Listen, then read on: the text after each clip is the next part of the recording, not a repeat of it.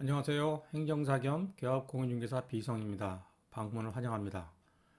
공공주택 건설, 도로 개설 또는 전철 역사 건립 등 공익사업을 추진하는 과정에서 국가나 지방자치단체는 필요한 토지를 확보해야 합니다. 이러한 공공용지 취득은 크게 협의 취득과 토지 수용으로 구분되는데요. 이 두 제도는 모두 공익사업을 위한 토지 등의 취득 및 보상에 관한 법률, 줄여서 토지보상법이라고 합니다.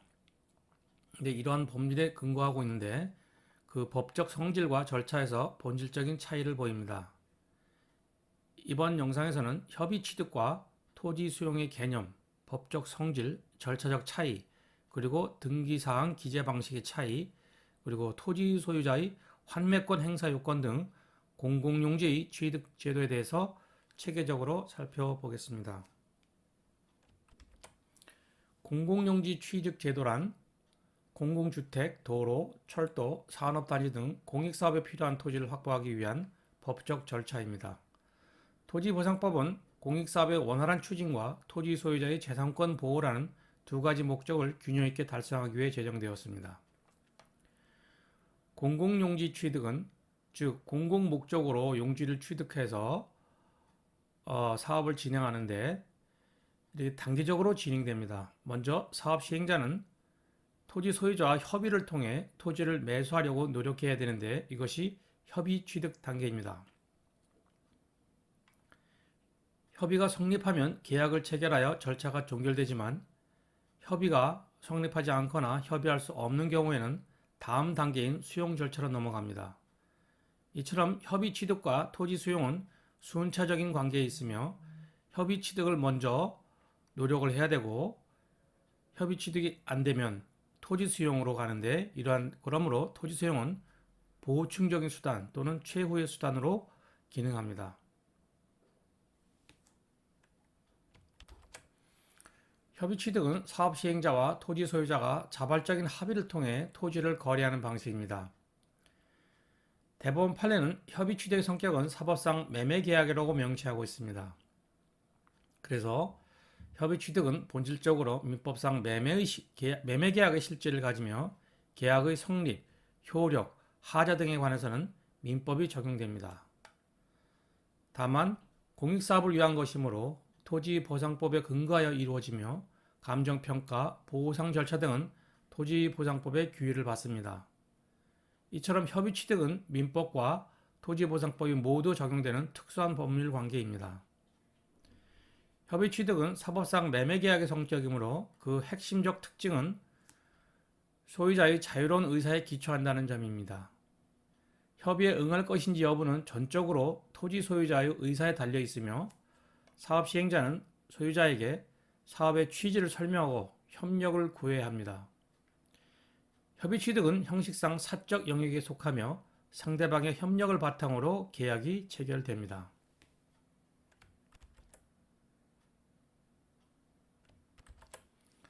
토지 수용의 의의와 법적 성질. 토지 수용은 공익사업의 시행자가 법률에서 정한 절차에 따라 토지 소유자의 반대 의사에도 불구하고, 즉 매매하지 않겠다는 그러한 반대 의사에도 불구하고 필요한 토지의 소유권을 강제적으로 취득하는 제도가 토지 수용입니다. 협의가 성립되지 않거나 협의할 수 없는 경우 사업 시행자는 토지수용위원회에 수용 재개를 신청할 수 있습니다. 토지 수용은 매매와 다른 특징을 가지는데요. 첫째로 강제성입니다.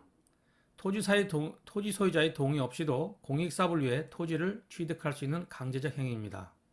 둘째로 정당한 보상 원칙입니다. 헌법 제23조 제3항은 공공필요에 의한 재산권의 수용, 사용 또는 제한 및 그에 대한 보상은 법률로서 하되 정당한 보상을 지급해야 한다고 규정하고 있습니다. 셋째, 절차적 정당성이 있어야 합니다.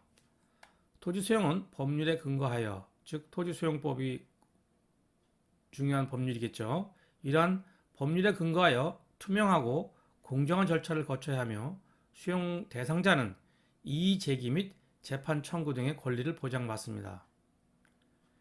이러한 토지 수용에는 강제성이 있으므로 피수용자, 즉 토지 수요자나 건물 수요자겠죠. 수용자의 재산권 보호 차원에서 사업 시행자는 사업 인정 고시 후 토지 소유자와 성실한 매매 협의를 우선해야 합니다. 필수 절차입니다. 이를 절차를 위반하고 재결을 신청할 때 수용재결은 절차상 위법으로 취소 소송의 대상이 되어 효력을 상실할 수 있습니다.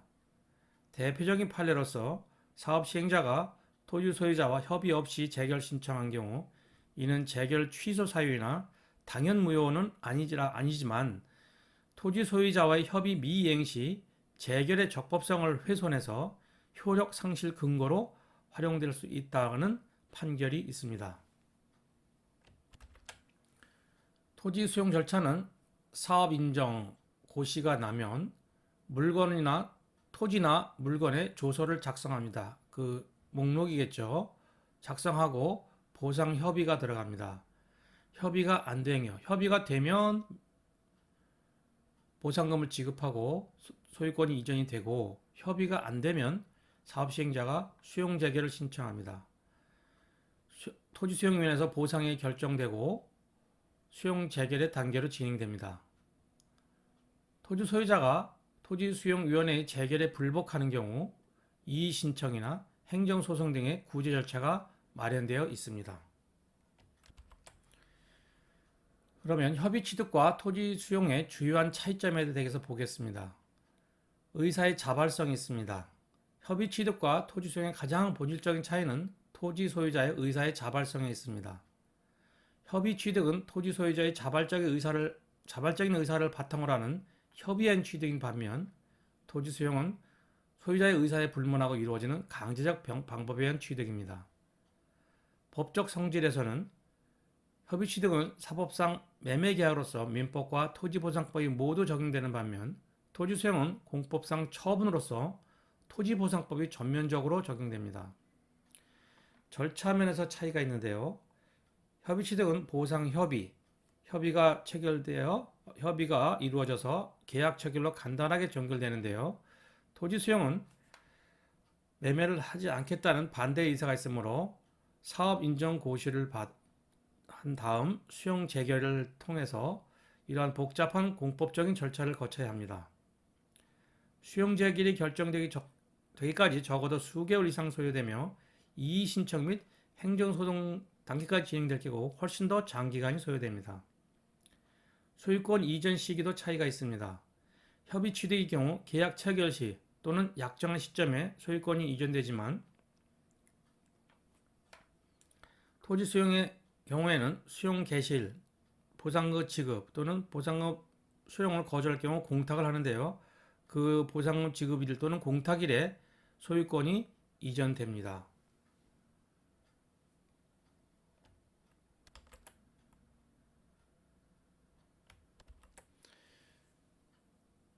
등기사항도 기재가 다르게 기재되는데요. 협의 취득과 토지 수용은 명확하게 등기부, 즉 등기사항 전부 증명서에 등기원인란에는 협의 취득이요. 등기원인은 공공용지 협의 취득이라고 기재되었는데요. 이는 일반적인 사인 간 매매와 구분하기 위한 것입니다. 매매라고 기재되는 것이 아니라 공공용지의 협의 취득이라고 기재됩니다. 조세심판원도 토지보상법에 따른 협의 배수는 등기 원인이 공공용지 협의 취득으로 기재되어야 한다고 확인한 바 있습니다. 등기 원인일자는 계약 체결일 또는 약정한 소유권 이전일이 됩니다. 토지 수용의 경우 등기 원인란에 토지 수용으로 기재되며 원인일자는 수용의 개시일로 기재됩니다. 수용의 개시일은 사업 시행자가 보상금을 지급하거나 공탁한 날을 의미합니다. 등기 원인 증서로는 재결서 등본 또는 협의 성립 확인서를 첨부하며 사업 시행자가 단독으로 소유권 이전 등기를 신청할 수 있습니다. 이러한 등기사항 기재의 차이는 토지 취득의 법적 성질과 절차를 명확히 표시함으로써 향후 법률 관계의 명확성을 확보하는 기능을 합니다. 환매권이 있습니다. 환매권의 행사 요건에 대해서 보면은 협의 취득과 토지 수용 모두에 대해서 토지보상법 제91조의 환매권 규정이 적용됩니다. 환매권은 다음 두 가지 경우에 발생합니다.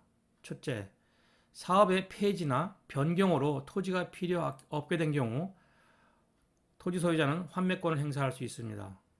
둘째, 취득일부터 5년 이내 토지 수용된 토지 전부를 사업에 이용하지 않은 경우입니다. 이 경우 원 토지 소유자는 취득일로부터 6년부터 10년 이내에 환매권을 행사할 수 있습니다. 토지보상법 제91조 제1항의 환매권 규정에는 공익사업이 폐지 또는 변경된 경우 또는 그 밖의 사유로 취득한 토지의 전부 또는 일부가 필요 없게 된 경우 그 취득일 당시의 토지 소유자 등 환매 등은 동법 91조 제 각호의 구분에 따른 날부터 10년 이내에 받은 보상금을 사업 시행자에 지급하고 그 토지를 환매할 수 있다고 규정하고 있습니다. 대법원은 특례법에 따라 협의 취득한 경우에도 환매권 규정이 적용되며 통지, 공고 의무를 위반하여 환매권을 상실케 한 경우 불법행위가 성립한다고 판시하였습니다.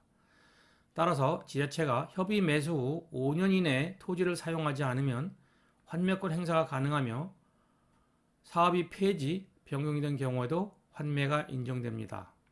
지자체 이외에도 사업 시행자도 여기 포함되겠죠.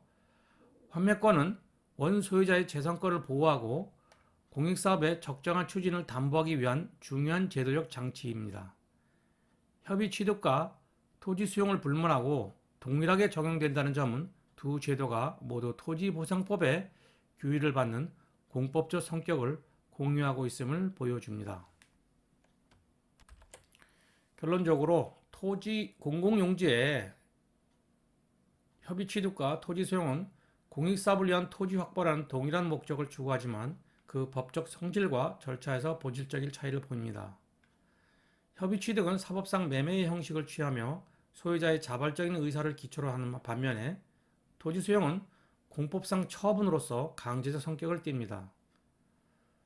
그러나 두 제도는 모두 토지보상법의 규율을 받으며 환매권과 같은 소유자 보호 장치도 동일하게 적용됩니다.